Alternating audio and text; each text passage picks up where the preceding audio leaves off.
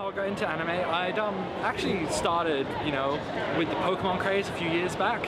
That's how my first experience with it, though I didn't really know much about anime at the time. I was still at school, and I think a friend shoved something at me and said, "Here, watch this, it's good." I find that Hollywood just gets a bit too cheesy, and anime has so much variety. When I was really little, I used to watch Kimber the White Lion, and I didn't know that was anime at the time. I just thought it was a regular show. From then on,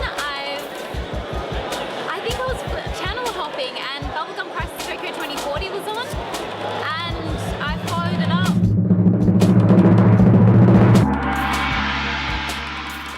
It took me a long time to realise, and I think most people realise, that we were watching a cartoon from Japan, because many people didn't think of it because it was in Japanese, in the English language, but we didn't realise it was from Japan at all till much later on. Afternoon television was probably definitely my entrance into into anime, with things like Battle of the Planets and Astro Boy and other things like that. When I first saw anime, I saw Bubblegum Crisis. This was imported from America, and the quality of it amazed me. I'd seen what people were calling Japanimation at the time, which is now not a very polite thing to say. It was even in the stores titled Japanimation. There was one small section, and I'd seen, the classics like Akira and Ghost in the Shell and things like that. Not only with the early anime, we also had for the first time we actually saw live action stuff from Japan. One particular called The Samurai, which set in the Edo period, which was quite interesting. Although the dubbing's quite bad, but we quite liked it at the time. But it was the first time you actually see all the little boys jumping up and down like ninjas, and jumping up trees and coming down trees and playing with star things. Because we never had that in our culture at all, because there's always been cowboys and Indians. Japanese comics and animation, when they originated, at first they were sort of for children, but very quickly animation like Akira was released for a much older audience, and that was only maybe 10-20 years after the art form was first introduced in the culture. Whereas in America, there's an extremely long tradition of cartoons for kids.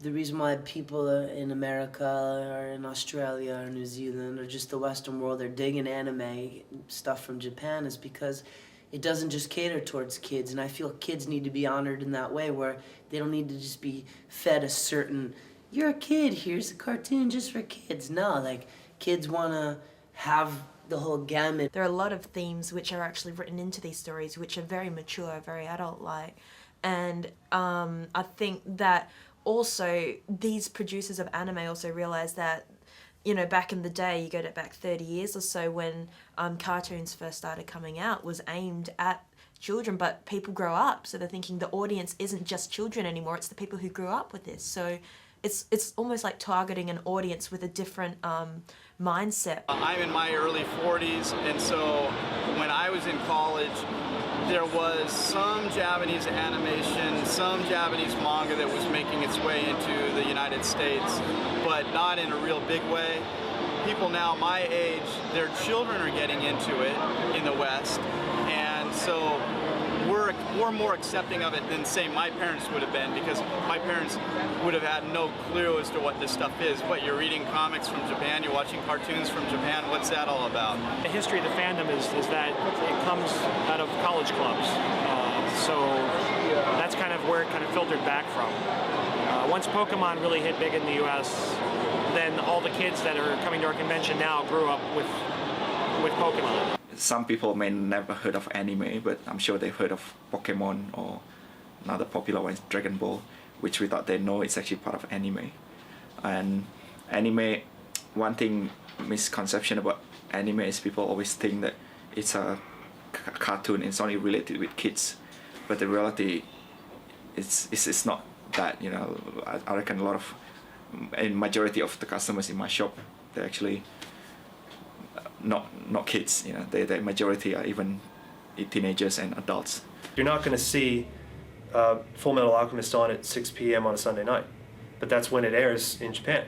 And so that those time zones, those just opportunities to see it when people who are of an older age group and are actually there ready to watch television and just relax, they have an opportunity in Japan where they don't have it here. So that's probably one reason. And I think also, again, through cultural differences, I think that generally speaking, people wait till they're much older in Japan to move out of home than they do when they're in Western countries. So you have, it's not quite just the people who work for, you know, the post office that still live with their mothers when they're 40 and 50 years old. It's like quite a common thing. I'm a professional in business, you know, I have a full-time job, I earn a lot of money, but at the same time I have my passions and I want to be able to relax and have a hobby, and I guess this is one of my outlets. We've seen kids as young as 5 and 6 get into anime, people as old as, you know, in the 70s and 80s that are still into anime, and all shapes and sizes, female, male, a bit of everything in my travels I've seen, that sort of, you know, the anime fan is, there's nothing that sort of really defines the anime fan. 子供向けという意識で作ってないからということじゃないかなと思いますね。対象を子供だけに絞らないで、クリエイター側としても幅広くたくさんの人たちに見てもらいたいっていう気持ちで作るのがそのままもう伝わって視聴者に大人までを。アニメーションイコール子供っていう感覚は多分あんまり日本にはないんだと思います。We haven't shown people who still have that stigma shows like Akira, where it's like a science fiction thing set in the future, and the animation is fantastic. We haven't shown them shows like Grave of the Fireflies, which is a depressing show, but it's magnificently told. It's a historical drama based on World War II.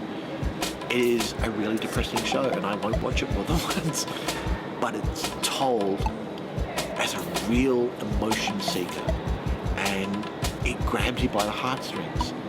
You show people who think that anime is just for kids shows like these, and that will certainly change their minds almost instantly.